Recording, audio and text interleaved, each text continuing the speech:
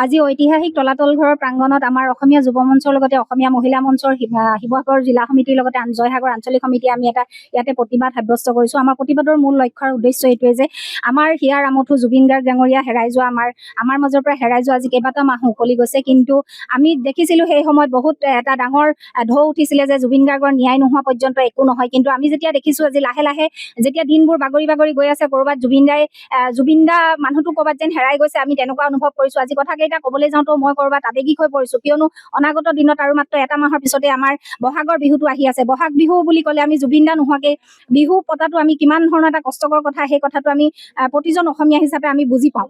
এই ক্ষেত্ৰত মই এটা কথাই, আমাৰ প্ৰতিবাদৰ আজি মূল দাবী এইটোৱে আছিল যে জুবিন গাৰ্গৰ ন্যায় লাগে। আমি জানো, আমি যেতিয়া জুবিন গাৰ্গৰ ন্যায় বিচাৰোঁ তেতিয়া আমাক প্ৰতিজন মানুহে কয় জুবিন গাৰ্গৰ ন্যায় চৰকাৰে নিদিয়ে, জুবিন গাৰ্গৰ ন্যায় দিয়ে আইন আদালতে। আমি এইটো নজনা নহয়, জুবিন গাৰ্গৰ ন্যায় চৰকাৰে দিয়ে বুলি আমি কোৱা নাই। আমি জানো যে জুবিন গাৰ্গৰ ন্যায় যেতিয়া আদালতৰ মজিয়ালৈ গৈছে আদালতেই ন্যায় দিব, কিন্তু সেই ন্যায় প্ৰক্ৰিয়াটো কেতিয়ালৈকে যাব, কিমান লেহেমীয়া হৈছে। এজন জুবিন গাৰ্গৰ নিচিনা এজন ব্যক্তি হত্যাক যেতিয়া ইমান লেহেমীয়াকৈ ন্যায় প্ৰক্ৰিয়াটো আগবঢ়াই নিছে, তেতিয়াহ'লে ভাবক আমাৰ নিচিনা জনসাধাৰণৰ, সৰু সাধাৰণ মানুহৰ কি গতি হ'ব।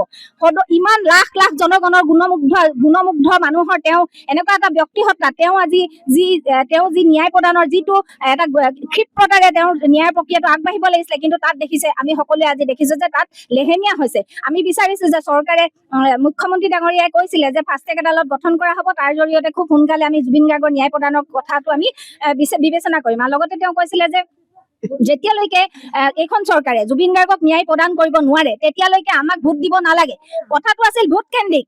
তাৰ মানে আমাৰ আৱেগক মুখ্যমন্ত্ৰী ডাঙৰীয়াই ক'ৰবাত আমাৰ আৱেগখিনিক টুকুৰিয়াই চাইছিলে নেকি? এই কথাটো আমাৰ মুখ্যমন্ত্ৰী ডাঙৰীয়ালৈ আমাৰ প্ৰশ্ন আছে, কিয়নো মুখ্যমন্ত্ৰী ডাঙৰীয়াই যিভাগে কৈছিলে যে তেওঁ জুবিন গাৰ্গক হত্যাৰ কৰাৰ এটা পৰিকল্পনা কৰা হৈছিলে, ইয়াতে গুৱাহাটীতে পৰিকল্পনা কৰা হৈছিলে আৰু ছিংগাপুৰত তাক কৰা হৈছিলে যে মাৰ্ডাৰটো কৰা হৈছিলে। গতিকে ইমানখিনি কথা জনাৰ পিছতো সিদিনা উকিলে ওলাই আহিও ক'লেহি যে হয় গুৱাহাটীতে ইয়াৰ জুবিন গাৰ্গক হত্যাৰ পৰিকল্পনা কৰা হৈছিলে, গতিকে এইখিনি হ'ল। ইমানখিনি জনাৰ পাছত আজি ন্যায়ৰ প্ৰক্ৰিয়াটো কিয় কাৰণে ইমান লেহেমীয়া হৈছে? গতিকে আমি বিচাৰিছোঁ, মুখ্যমন্ত্ৰী ডাঙৰীয়াক আমি অনুৰোধ জনাইছোঁ যে জুবিন দাৰ ন্যায়ৰ ক্ষেত্ৰত ফাষ্ট ট্ৰেক আদালত খুব সোনকালে গঠন কৰক। আমি খুব সোনকালে আমাক জুবিন দাৰ ন্যায় লাগে, আৰু যেতিয়ালৈকে জুবিন দাই ন্যায় নাপায় তেতিয়ালৈকে আমাৰ এই প্ৰতিবাদ অব্যাহত থাকিব। আমি তেওঁক কেতিয়াও পাহৰিব নোৱাৰিম। যেতিয়াই তেওঁলৈ মনত পৰিব আমাৰ এই প্ৰতিবাদ আমি আকৌ কৰিম, আমি আমাৰ এই প্ৰতিবাদ আগবঢ়াই লৈ যাম। যুৱ মঞ্চ আজি প্ৰতিবাদ সাব্যস্ত কৰিছোঁ জুবিন গাৰ্গৰ ন্যায়ৰ ওপৰত। আমি প্ৰতিবাদ সাব্যস্ত কৰিছোঁ ইনলাইন পাৰ্মিটৰ ব্যৱস্থা কৰাৰ কাৰণে, আমি প্ৰতিবাদ সাব্যস্ত কৰোঁ অবৈধ বাংলাদেশী বিতাড়নৰ কাৰণে। কিন্তু পোনপ্ৰথমে আমি ক'ব লাগিব আমাৰ অতিকে প্ৰাণৰ শিল্পী, আমাৰ হিয়াৰ বতৰ, আমাৰ কলিজাৰ, আমাৰ হাৰ্থব জুবিন গাৰ্গ ডাঙৰীয়াক হত্যা কৰা হ'ল। মুখ্যমন্ত্ৰী মহোদয়ে সদনত উত্থাপন কৰিলে যে জুবিন গাৰ্গ ডাঙৰীয়াক হত্যা কৰা হৈছে, তেখেতে নিজে উত্থাপন কৰিলে, কিন্তু তেখেতে উত্থাপন কৰাৰ পিছতো আজি পৰ্যন্ত কিন্তু দোষী কোন আজি পৰ্যন্ত চিনাকি নহ'ল। এটা দীঘলীয়া চাৰ্জশ্বিট বনোৱা হ'ল, যিখন চাৰ্জশ্বিট বাকচত ট্ৰাংকত ভৰাই অনা হ'ল। এই ট্ৰাংকত বাকচত ভৰাই অনা এই ট্ৰাংকৰ যিটো প্ৰতিবেদন, সেই প্ৰতিবেদনৰ ওপৰত ভিত্তি কৰি আজি পৰ্যন্ত প্ৰকৃত দোষী চিনাক্ত নহ'ল। পাণ দোকানীক টানি অনা হ'ল, বিহু সন্মিলনীক টানি অনা হ'ল। আচলতে জুবিন গাৰ্গৰ মৃত্যু যদি মুখ্যমন্ত্ৰীয়ে জানে যে জুবিন গাৰ্গৰ মৃত্যু আচলতে হত্যা কৰা হৈছে, গতিকে প্ৰকৃত দোষী কোন? ফাষ্ট ট্ৰেক আদালতৰ জৰিয়তে অতি খৰতকীয়া ব্যৱস্থাই তেখেতে প্ৰকৃত দোষীক চিনাক্ত কৰাৰ ব্যৱস্থা গ্ৰহণ কৰিছে। কি কাৰণত মুখ্যমন্ত্ৰীয়ে গোটেইবিলাক লেহেমীয়া কৰা হৈছে?